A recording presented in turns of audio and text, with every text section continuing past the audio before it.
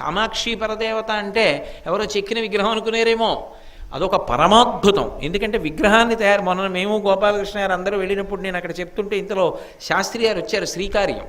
వారిని నేను అడిగాను కూడా, ఏమంటే నీ చెప్పింది సత్యమేనా అంటే, అయ్యో పరమసత్యం అండి అని చెప్పారు చల్లా విశ్వనాథ శాస్త్రి గారు. ఎక్కడైనా దేవాలయంలో విగ్రహం చేస్తే కింద నుంచి రంధ్రం పెట్టి గురుజులోకి దింపుతారు, విగ్రహం కదలదిహ. ఒక్క కంచిలో ఉన్నటువంటి కామాక్షి పరదేవత విగ్రహం మాత్రం దేనికి అంటుకుని నిలబడదు. దానికి కింద దేని ఆధారపీఠం లేదు.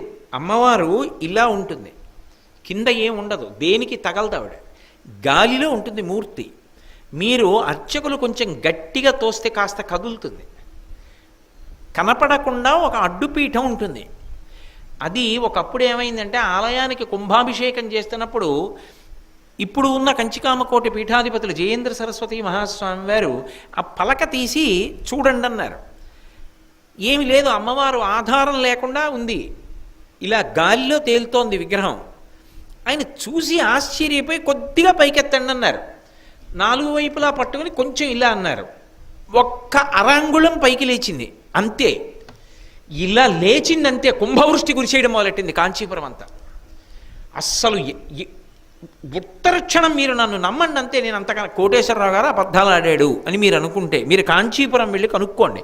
పోనీ కామకోటి పీఠాధిపతుల దాకా వెళ్ళలేమంటే శ్రీకార్యం చల్లా విశ్వనాథ శాస్త్రి గారు అక్కడే ఉంటారు 3వ ఇంట్లో, మీరు వెళ్ళి అడగండి విశ్వనాథ శాస్త్రి గారిని.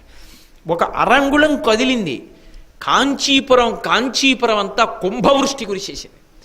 ఎంత కుంభవృష్టి అంటే మనిషికి ఎదురుగుండా ఉన్నది కనపడలా, అంత వాన పడిపోయి కొద్ది నిమిషాల్లో కాంచీపురంలో కామాక్షి దేవాలయం వెనకాల ఉన్నటువంటి కోనేరు నిండిపోయింది.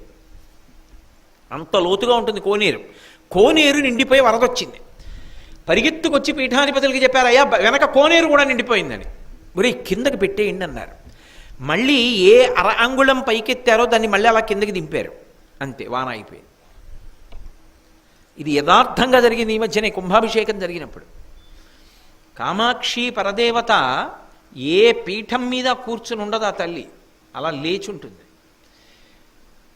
ప్రపంచం మొత్తం మీద అటువంటి తల్లి లేదిహ. ఎందుకంటే ఆవిడ సజీవమైనటువంటి తల్లి, అదేదో విగ్రహం కాదు. అందుకే కన్నులు ఇక్కడి నుంచి ఇక్కడికి తిప్పు